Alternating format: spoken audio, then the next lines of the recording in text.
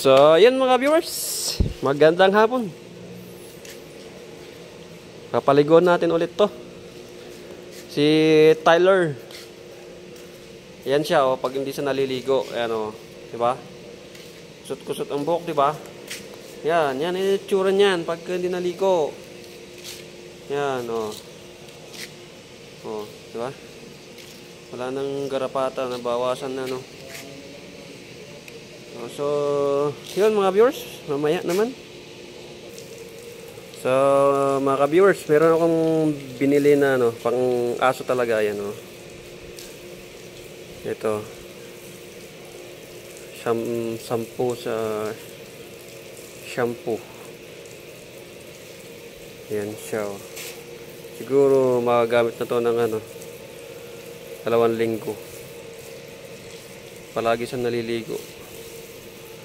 Oh, baka naman